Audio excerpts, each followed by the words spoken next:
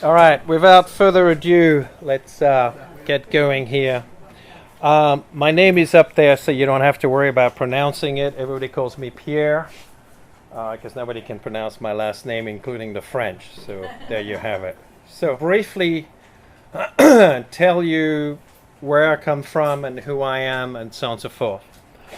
Very briefly, I've been a commercial photographer for about 38 years now. Yeah. I hate admitting that, but I studied in Paris. I went and had a studio in London for 11 years and in Tampa for 23 years or 24 years. So I've done a lot of high-end advertising, a lot of catalog work, a lot of industrial work currently, which is what we still do quite happily, very complex industrial work that nobody else wants to do. However, nowadays, Kathy and I, my wife Kathy, specialize and have been involved in fine art work as well. So we're one of those people that are kind of transgender, you know. We both kind of go into the commercial realm as well as the fine art realm. Awards, we have a lot of awards. We have a shelf full of awards which are gathering a lot of dust right now. And we dust once a year, whether it's needed or not. And awards are just that.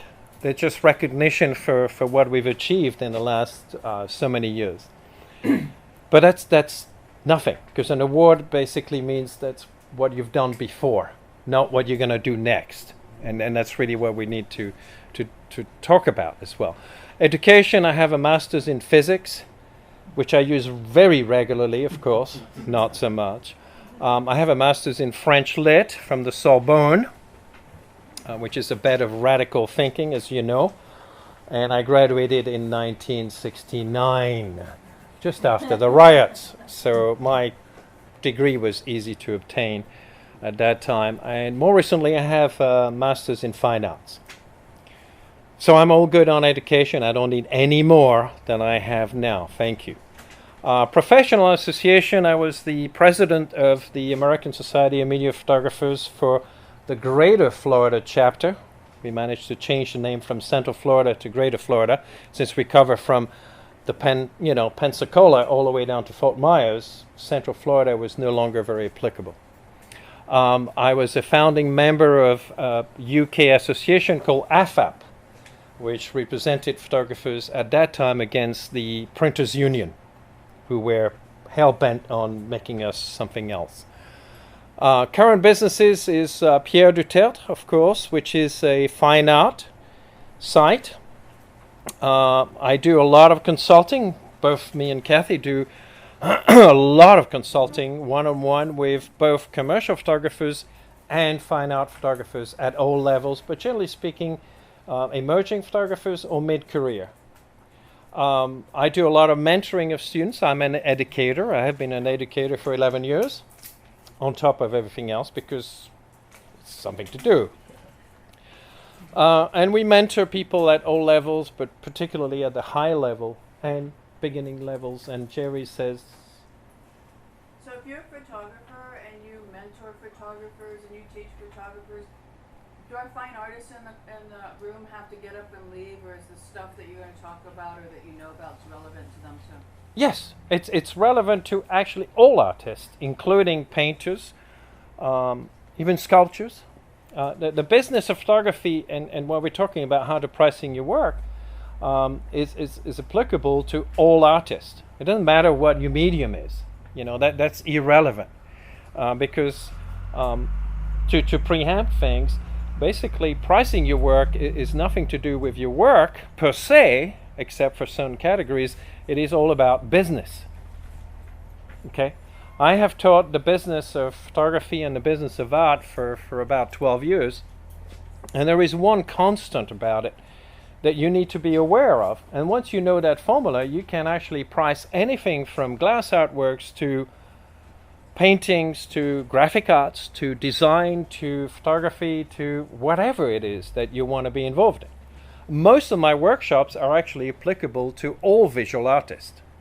Okay, I'm not involved in music per se because I'm tone deaf, But that's about it. All the other forms of visual arts I can speak of and speak about with a measure of confidence, put it that way. I do fine art printing for some artists, and quite a few artists nowadays, just like Scott does. But I tend to specialize in black and white printing, and that's in digital printing realm. So I know Scott does just an extraordinary, well, sorry, I'm not calling you Scott. And this is Scott's main printer guru here, who's doing a phenomenal job. Has not broken the printer yet. We get along just fine. And we get along. The process of printing for fine art is not as easy as pressing the print button. It requires an awful lot of knowledge and a lot of research and a lot of technology and so on and so forth. And I'm happy to be in the same kind of level as these guys. And I do, again, mostly black and white. So, Dutertre 2, which is a combination of Kathy and myself, are our commercial art arm of what we do, but we also do a lot of consulting with commercial photographers. A lot of commercial photographers, however successful they may be, often need an outside source to help them see the woods from the trees from the forest, so to speak. So we do that there too. And then we own a gallery, online gallery called UPA Gallery, which stands for United Photographic Artists Gallery, and the business cards are going around here. And if you run out of them, I will send you more. We have thousands of those, okay, so you're good. And I write a lot of blogs, and Kathy writes blogs, and we write articles for publications. We represent 9 or 10 artists now, and I'm not sure how many. We curate their work, and we actually consult with each artist that we bring on board to help them with their work, to help them with their art. And all of the artists are pretty amazing. They're from Argentina, France, UK, all over the world now. So we're busy, okay? We're real busy. I have judged a lot of photo competitions in the past, which is kind of fun, to be honest. An unequal measure of fun and a pain in the rear end, okay? But I also do a lot of curating of exhibitions and photo competitions and putting things together for organizations. So curating is a very recent thing for me. Okay, it's probably happened in the last 3 or 4 years, I think. It's exciting, it's complex, it's tricky. You have to be very neutral. That means to say that you have to understand the work for the worth of the work in very precise terms, without any personal attachment or emotions to it. So I curate a lot of pictures. A lot of them I don't like, personally. It doesn't matter. If they're worth it, then that's all that matters. So that's me, okay? I work with Kathy. We work together. We live together. We're here together 7 days a week. I think we're sometimes apart for an hour or two when I do a workshop somewhere. And so we're an artist couple. And we're established, and we're doing great, and we're happy.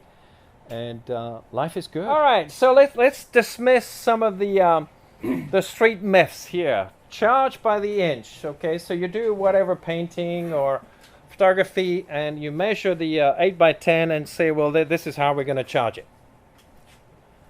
This is not something that is unknown. This is something I've heard from a lot of people in art clubs and whatever.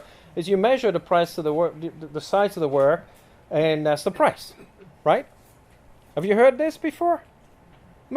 Charge by the inch. Okay, well, let's take a look at it, okay? This is an Andreas Gursky image, which sold for 4.3 million. It's a C print, which is basically a chemically produced print from a digital file. It is 73 inch by 143 inch. It is a bargain, because it only comes out at $412 per square inch,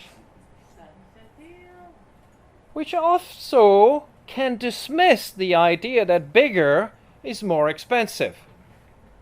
Because that doesn't work that way. It doesn't work at all that way, because now we can look at Edward Steichen with a 2.9 million gum bichromate. Okay, well, gum bichromate is a historical process, handmade. It has colors induced in the print before you. It's basically a black and white print with some color dyes into it. It's 8 by 10 inch, which means it's 80 inches really. So it's only 36,000 per square inch. So Andreas Gursky really blew it on that one, really, when you think about Steichen. This is manager. yeah, No I wife. know. Didn't have you behind. No wife, no Kathy. No Kathy, no Jerry behind it. What this means is the idea that you charge by the square inch is a fallacy. Okay? It's a complete fallacy. One of the most expensive pieces of work in the world is in the Salvatore Dali Museum. It is about yay big. It is worth $500 million. Okay? So when you think about it, just forget about this I charge by the square inch. The square inch is your production cost. It is not your sell cost. Okay? So let's try to dismiss that one if we can. So moving on, look at a person next to you and charge 10% less. I've heard that one a million times. Okay? Which now leads me to think that you are now working for Walmart. Because Walmart is very successful at doing this because they do large volume and the lowest production overheads distribution cost. It works for Walmart because they buy millions of units and they beat the vendor down to a pulp. Okay? I went to that place that Walmart is, and I've forgotten the name. I've tried to block it out of my mind. It's somewhere in the middle of nowhere, okay? It's a huge building, okay? And they basically try to beat you down on anything, okay? I mean, they probably try to beat down the local Starbucks on the price of their coffee. I mean, that's what their mentality is. So when you think about, look at the person next to you and charge 10% less, the other problem here is if the person next to you doesn't know what they're doing, then you really don't know what you're doing, okay? And then the person next to you is going to go, ooh, it's $80, so I'll charge 70. And eventually you're going to give it away, okay? So don't look at the person next to you because they don't necessarily know what they're doing.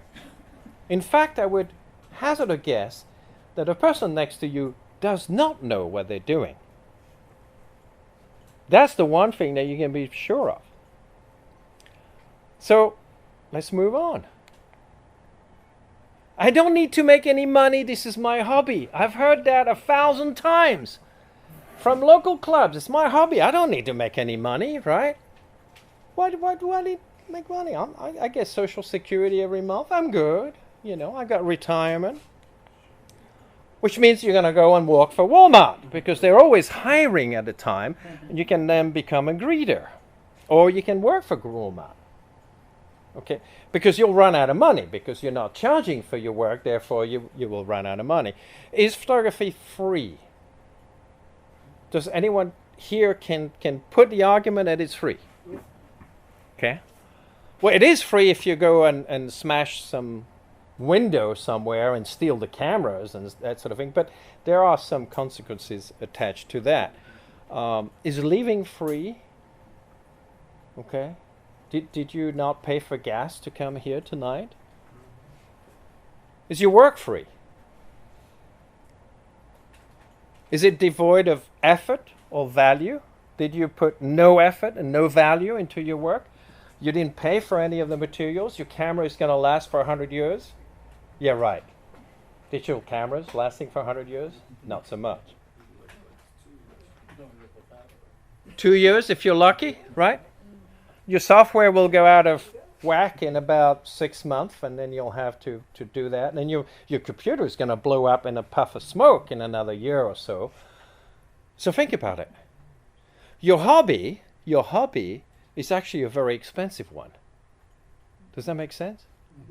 So if you don't charge for your work, then you're just putting all the money out, not getting anything back in, which means you can't keep carrying on your hobby.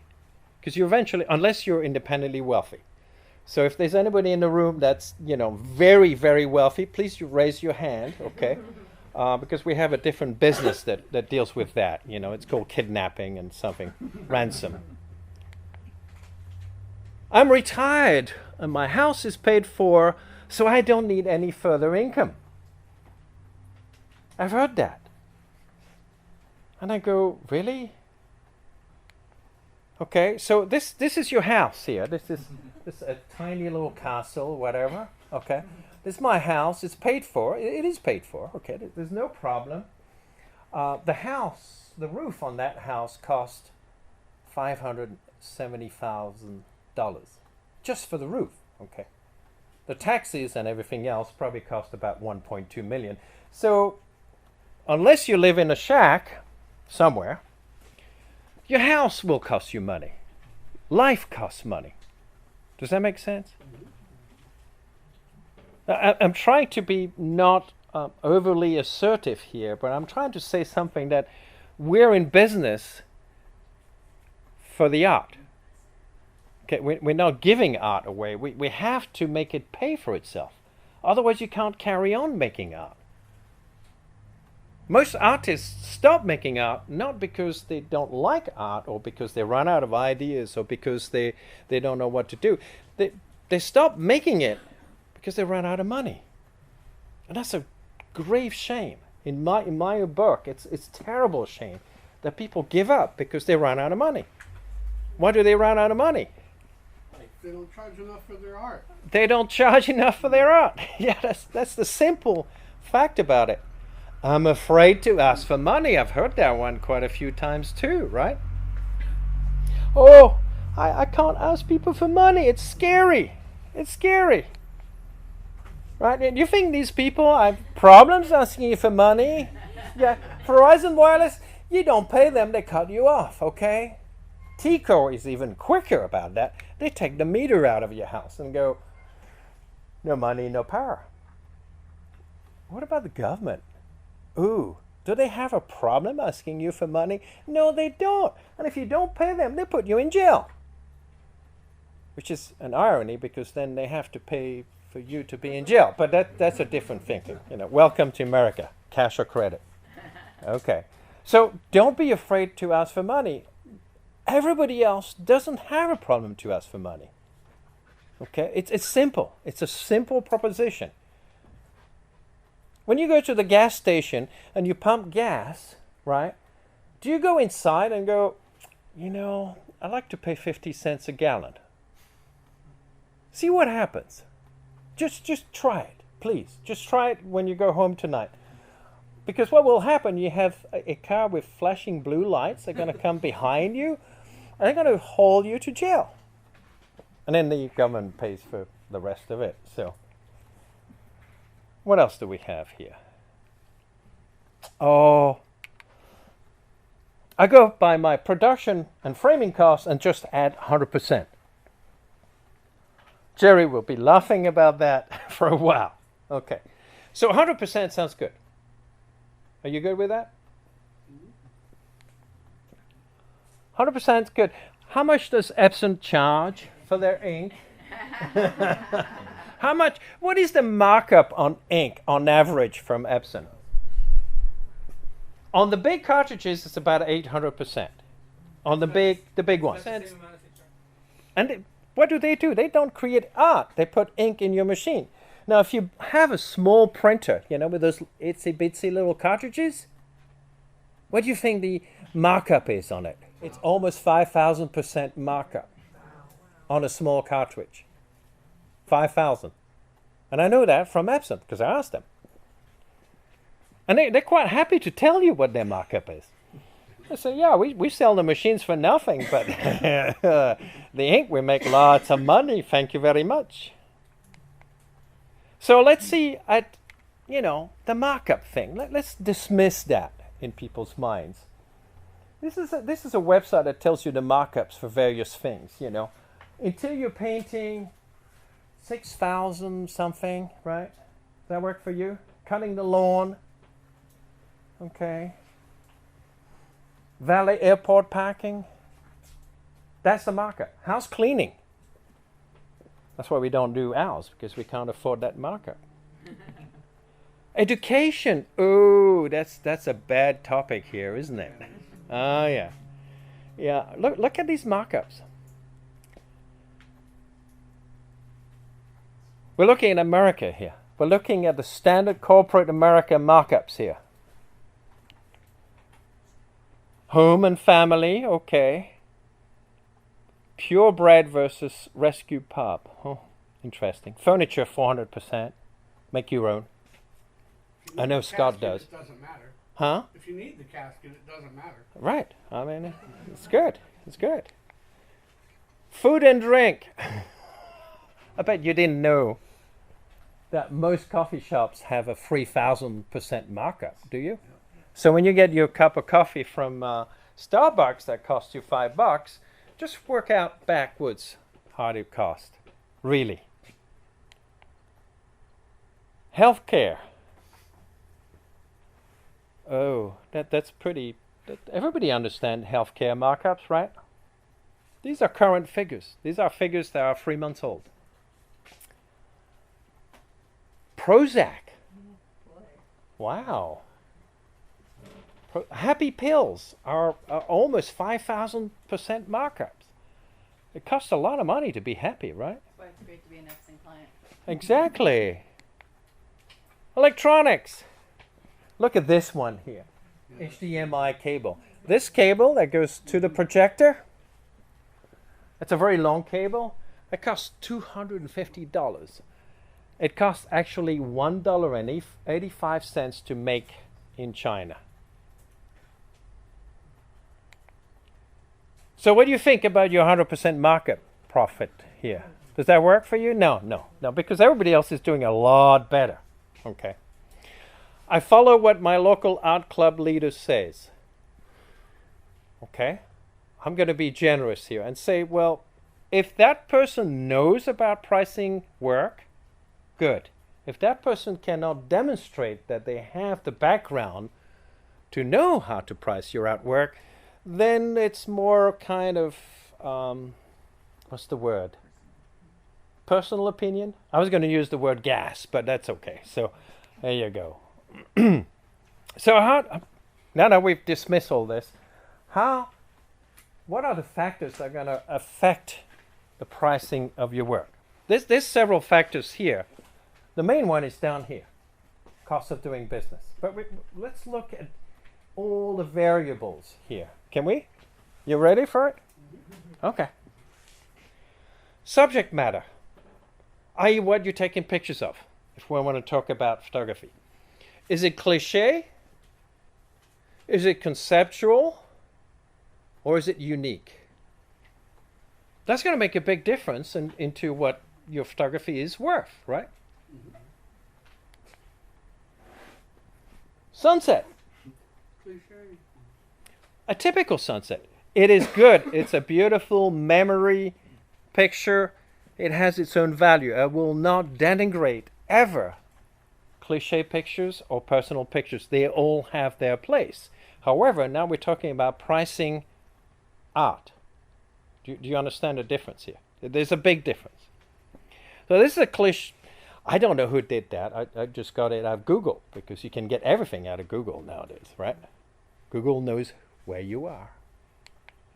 Or we can have a sunset by Clyde Butcher. That's one of his most successful prints. We've been lucky to interact with Clyde Butcher for a number of years, whether we wanted to or not, actually. But Clyde and I just argue. Okay, that's all we do. We visit and we argue. It's really fun. And then Kathy talks to Nikki Butcher, and they leave us alone, which is really a good thing. Do you see the difference? Right? It's one of his most highly successful pictures. Oh, we have flowers. Okay, well, this is your pretty stereotypical flower. I have seen about 10,000 of those. That was last year alone. right? Or you have flowers by a gentleman called Ron von Dongen, which is a weird ass name. I understand that. He's foreigner, so, but he is recognized to be the master of taking flower pictures. Why is he master? Because of his lighting. He does everything in the studio, and he creates backgrounds that are unique to every single image that he will do of flowers. He's well renowned. Okay, he has beautiful flowers, stunning flowers, all about form and color and shapes. Okay, so we can go from there to there. You see how we separate from the cliche to the beautiful. Conceptual. This is an amazing artist, women artist called Sig Harvey. And she has stunning quality work. And it's all self-portraiture. And it's based upon an intellectual approach of her interaction with life and the environment. Okay, this is not cliche, right? Not cliche. Conceptual, Sandy Skoglund. Do you know anybody? Anybody know Sandy Skoglund? Quite an amazing artist. Thank you. Amazing artist. She builds these enormous sets. Some of them take 6 months to do for a single picture. Okay, this is really fine art work at its best. Conceptual. David Maisel. What do you think this is? Abstract? Peeling paint? The landscape.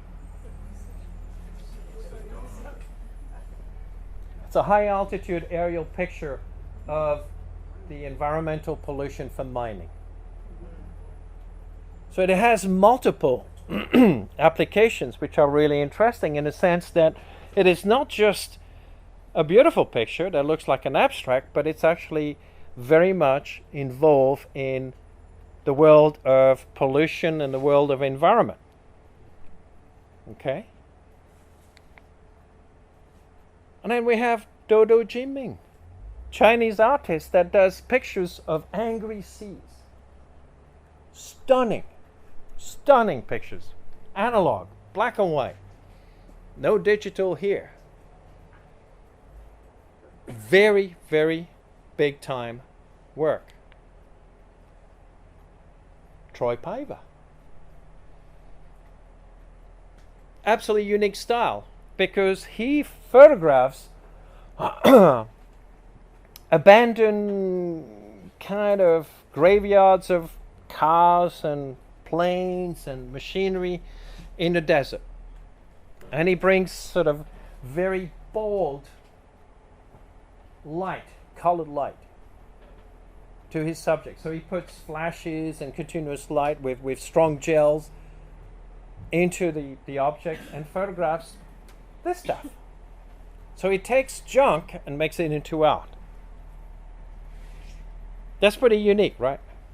I mean, none of us go out at night and photograph this. In Florida, you probably get arrested or something, I don't know. Or a gator comes in and bites you. This is Keith Karo. Keith Karo is one of the most renowned photographers, artists, educators, writers of this time. He has influenced my work more than anybody else. He does this in and out of focus. His work is extremely expressive. That is to say, it's emotional. That is to say that you get a gut reaction from most of his work. It's wonderful. It's extraordinary. He has published over 20 books right now. Lives in Texas. It's not his fault. Okay. There's the uniqueness. What about the historical uniqueness of a particular picture? This is Robert Capa, the greatest war photographer ever. It eventually killed him, but he was the greatest war photographer ever. This is an iconic image. Totally iconic image.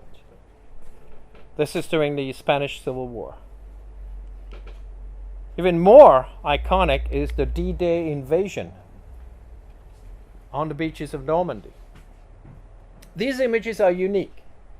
So when you think about price, there's a difference between cliché, unique style, and now historical value. Does that make sense? It's not like D-Day is going to happen tomorrow again. Hopefully. You have uniqueness, so that's contemporary. This is the Obama picture that led to the poster, the Hope poster, which ended up in a major lawsuit because the artist took this image, a copyrighted piece of work, and made this poster, did not give the photographer credit for it, did not ask the photographer for permission, and ended up in court and lost, as he should. Okay, because stealing people's work is theft, and theft is the same, whether you steal a loaf of bread or an image. What about this image? Do you think it's unique in terms of contemporary value? Absolutely. Right, so this is important. If it's the image of the Twin Towers before the plane, what is the difference of value between the image before and during? Does that make sense? So images carry their own value to a large extent.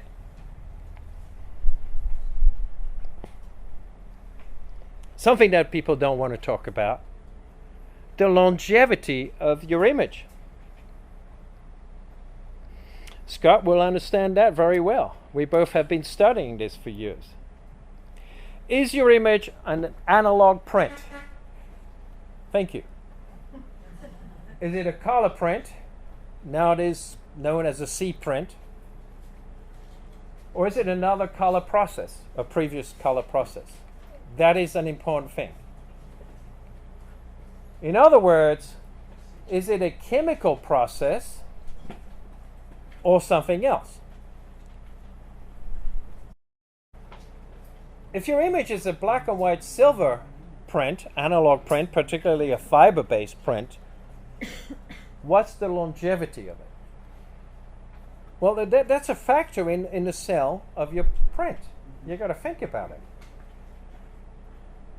You can have the carbon process. So the carbon process was a very exotic process, which was really mainly used during the 20s, from the early 1900s onwards. It has an extreme longevity. In fact, the carbon process is supposed to be the longest lasting process out there in terms of archival quality. But you're going to have historical processes such as the cyanotype, which is the first form of photography, by the way. Okay, it was invented by Sir William Herschel, who was helping the British gentleman called Monsieur Talbot, and the cyanotype is called a blueprint.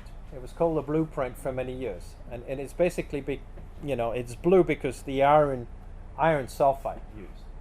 Van Dyke browns, gum bichromates, platinum printing, which I've done a lot of. Okay, it's made with platinum, so you can charge a lot more for it. I'll show you some examples. Wet collodion, often nowadays used by Sally Mann and other great artists. Wet collodion is a highly toxic system even nowadays. It will kill you.